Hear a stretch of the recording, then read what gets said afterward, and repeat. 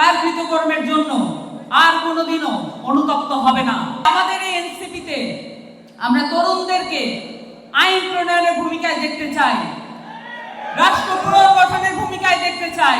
আমাদের এই সংগ্রাম 47 থেকে আমরা ভাবি, কিন্তু এই সংগ্রাম আরো পুরনো।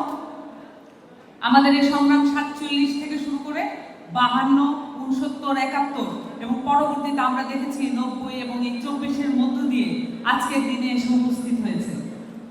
এবং এই সংগ্রামে বাংলাদেশের মানুষের সামষ্টিক যে চাহিদা, সেই চাহিদা ছিল যদি এই বাংলাদেশকে আধুনিক রাষ্ট্র হিসেবে দাবি করতে হয়, তাহলে এই বাংলাদেশের মানুষকে নাগরিক মর্যাদা প্রদান করতে হবে। কিন্তু আমরা বারংবার দেখেছি আমাদের বাংলাদেশে যে ধরনের রাজনৈতিক বন্দোবস্ত এসেছে, সেই ধরনের রাজনৈতিক বন্দোবস্ত যারা প্রমিস করেছিল, যারা প্রতিজ্ঞা করেছিল, তারা সেই প্রতিজ্ঞা ফুলফিল করতে পারে নাই। এই ঈদে জামা জুতো অ্যাকসেসরিজের ডিসকাউন্ট। আমরা দেখেছি আমাদের নিকটবর্তী অতীতে 90-এর অভ্যুত্থানের পরেও ত্রিদলীয় যে রূপরেখা ছিল সেটা ভঙ্গ করেছে, এবং সেই ভঙ্গ করার মধ্য দিয়েও কোনো ধরনের অনুতপ্ততা আমরা আজও দেখতে পাই না। সেখান থেকেই আমরা শিক্ষা নিয়েছি আওয়ামী লীগ তার কৃতকর্মের জন্য আর কোনোদিনও অনুতপ্ত হবে না, এবং তাদের মধ্যে কোনো ধরনের ক্ষমা চাওয়ার কোনো মনোবৃত্তি নিকট ভবিষ্যতে আর কোনোদিনও সম্ভব নয়। এবং তাদেরকে নির্বাচনে নিয়ে আসার যে প্রক্রিয়ার মধ্য দিয়ে বাংলাদেশকে এগিয়ে নিয়ে যাওয়ার চেষ্টা করা হচ্ছে, যেই চেষ্টার বিপক্ষে ছাত্র জনতা দাঁড়িয়েছে, ভবিষ্যতেও দাঁড়াবে।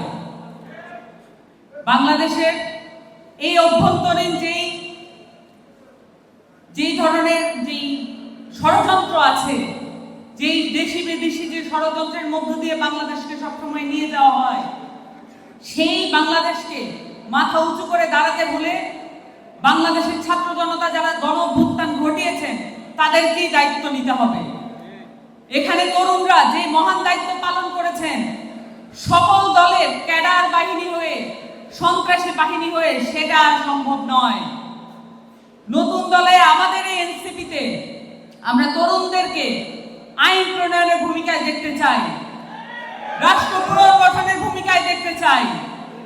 তাদেরকে যেভাবে ক্ষমতাবিহীন করে রাখা হয়েছে বিভিন্ন পর্যায়ে, বিভিন্ন দলের বিভিন্ন সেক্টরে, সেটা আর আমরা হতে দেব না।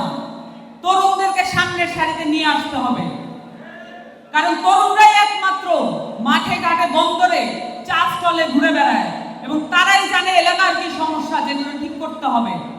তারা বাংলাদেশের মানুষের আপামর জনসাধারণের সেই জায়গাগুলো বুঝতে পারে, যেই জায়গাগুলো ঠিক করলে রাষ্ট্র পুনর্গঠন সম্ভব।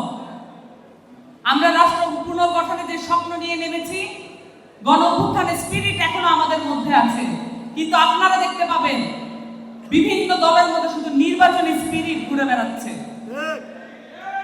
আমরা আমাদের মধ্যে যে নির্বাচনের স্পিরিট যেটা আমাদের মধ্যে ঢুকিয়ে দেওয়ার চেষ্টা করা হচ্ছে, সেটা আমরা প্রত্যাখ্যান করি।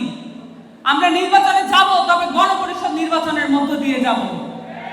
বাংলাদেশের তরুণরা গণপরিষদ নির্বাচনের মাধ্যমে সংসদে গণপরিষদ হয়ে ঢুকবে এবং নতুন সংবিধান বানিয়ে এদেশের বাংলাদেশের মানুষকে নতুন একটি সুন্দর সংবিধান উপহার দেবে। সেই প্রতিজ্ঞা আমরা করেছি এই গণ অভ্যুত্থানের মাধ্যমে। এই ঈদে জামা জুতো অ্যাকসেসরিজের ডিসকাউন্ট।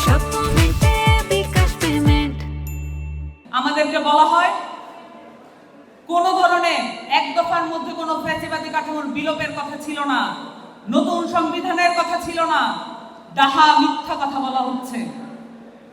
3 আগস্ট শহীদ মিনারে এই সংবিধান যে ইনভ্যালিড সে কথা বলা হয়েছে। এই সংবিধান বাংলাদেশের মানুষের মুখোমুখি দাঁড়িয়ে গিয়েছে।